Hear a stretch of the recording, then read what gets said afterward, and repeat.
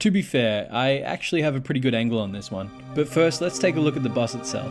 Necky Jr. is fine, I guess. I really have no complaints. In part 6, I talked about how boss battles are meant to be a sort of final exam for everything you've learned over the past half a dozen levels or so, and how the first boss wasn't that at all. You could make the argument that this one is, I suppose, with Bouncy Bonanza getting players well and truly acquainted with the bounce mechanics, and some cheeky nut dodging in Millstone Mayhem. I also mentioned how making the boss a bigger version of a common enemy was a great idea from a game design perspective, because players immediately understand the dynamics of the fight, but that doesn't really fly here. Necky Jr. might be a bigger version of a common enemy, but the fight itself is quite different to how the player has dealt with the standard versions. I mean, big or small, you're still going to be jumping on its head, but still.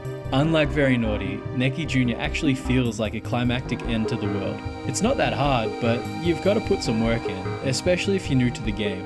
Alright, that's about as much as I care to say about the gameplay. Time to talk ridiculous, over-the-top theories. Ever wonder why the bosses in this game aren't Kremlings, but instead seemingly random animal baddies?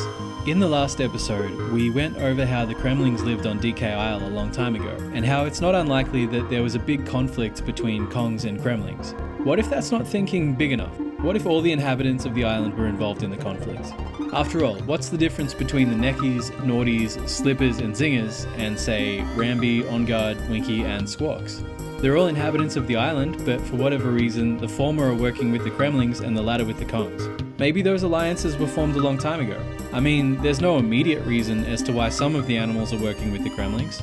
Definitely no real motivation behind it. Beavers, snakes, vultures, they don't eat bananas. And the Kongs aren't really going to mess with their territory or food sources or whatever. Of all the theories we've played with over the course of this series, I feel like this is the most ridiculous one so far. Still, kind of fun to talk about. Well, this has been a weird episode. Next up is Vine Valley, which fleshes out some of the ideas floated over this and the previous few episodes. What are your thoughts on the animal baddies? Think there's a more obvious reason as to why they're opposing the Kongs? Think they're just jerks? Yeah, they're probably just jerks. 2 worlds out of 6 done. I don't really have much else to say. I love revisiting these levels and looking at them with a bit more attention than I have in the past. There's something real magical about this game. The world, the music, all of it just builds something greater than the sum of its parts. As always, thank you so damn much for checking out this video. At the time of uploading, there's 11 more of these episodes to check out if you haven't already. And there's a little under 40 more to come.